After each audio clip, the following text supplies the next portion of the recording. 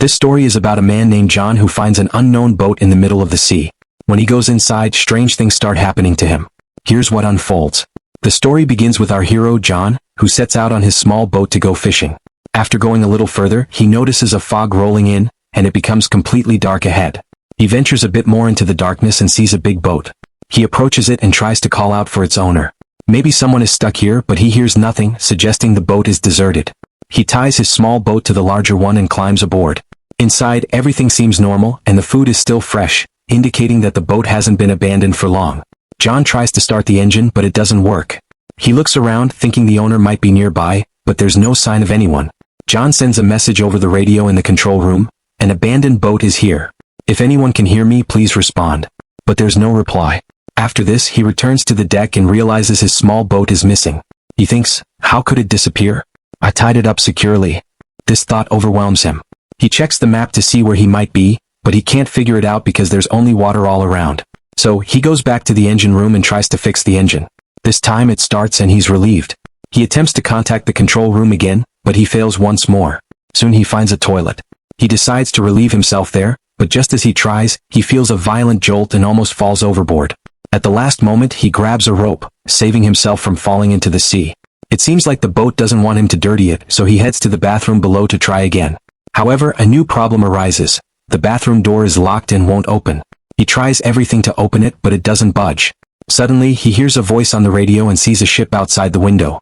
He knows if he doesn't act quickly, the ship will leave and he'll be stranded again. He puts all his strength into opening the door, but nothing happens. He waves a cloth outside the window, hoping the ship will see it, but the captain doesn't notice and the ship sails away. John gets another idea. He tries to stop his boat with a rope. His attempt is quite clever, but the rope gets caught in the engine fan, and the other end wraps around his neck. The rope tightens, choking him.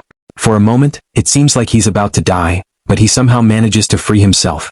After surviving this ordeal, the big ship collides with his small boat, causing significant injuries. When he looks at himself in the mirror, he sees his condition is terrible. It seems he made a big mistake by coming aboard this boat. He tries to use more strength to open the gate, but it feels like someone is holding it shut. The door still won't open. Meanwhile, John is getting hungrier and thirstier. He tries to drink some water, but it runs out. He notices a hole in the boat where water is starting to seep in. He starts drinking this water out of desperation, but he's worried about everything going wrong. He feels like there's someone else on the boat. John cries out to this unseen presence, begging, "Please let me go. I don't want anything." But the door remains shut, and he notices the boat is moving on its own. Night falls, but John remains trapped. A strong storm approaches, rocking the boat violently. Water begins to flood the area where John is stuck, and he's at a loss for what to do. He waits it out, and when he opens his eyes, the storm has passed. John realizes his fingers are numb and he's soaked to the bone. He stands up and tries to open the gate again. This time, he dives under the water and sees that the gate is already open. Someone has unlocked it. He pushes hard, breaks through, and emerges on the deck, breathing in the fresh air.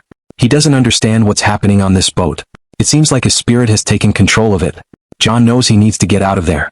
He comes up with a plan. He takes some airbags and makes a makeshift raft to escape. But when he sits on the raft, the big boat suddenly stops. It's as if the boat doesn't want John to leave. He waits for hours, but the boat doesn't move. Realizing he must get off this boat, John returns to the big boat and starts fixing it, patching up holes and painting over damaged areas to stop the leaks. After doing everything he can, he tries the radio again, hoping someone will hear him. But there's no response. Exhausted, he sits on the deck and checks the map, still lost. Then he spots a ship approaching and jumps into the water with his raft. But ironically, the boat that wouldn't move before now starts chasing him. He paddles furiously, but the boat is faster. Just before it crashes into him, he jumps into the water and saves himself. The ship sails away. Watching this, John understands that the boat does not want him to leave. He spends the entire time in the water, cold and desperate, but a shark appears and the cold is unbearable. Forced by circumstances, he returns to the boat, shivering with cold, and sleeps under a blanket. When he wakes up, the boat is moving again, but he has no idea where it's headed. He tries to go up to the deck, but the main gate is locked once more. Frustrated, he sees a way up through the bathroom, but just as he tries to escape, the entryway closes, trapping him again. The boat suddenly speeds up, tossing him around and causing him to hurt his head and hands. Eventually, the boat slows down and the gate opens. He steps out and finds the boat has stopped near a city. John rushes to the shore, picks up an iron rod, thinking someone has driven the boat there and kidnapped him. But after searching for a long time, he finds no one. Now he understands that the boat moves on its own and has left him at the shore. Realizing some unseen power is controlling the boat, He watches as it sails away, searching for its next prey. John climbs to a high point to look over the sea. He tries to get away but returns to find his own boat, which had disappeared, now mysteriously back at the shore. How did his boat come back? And what was going on with this haunted boat? The story ends with these unanswered questions, leaving the mystery unsolved.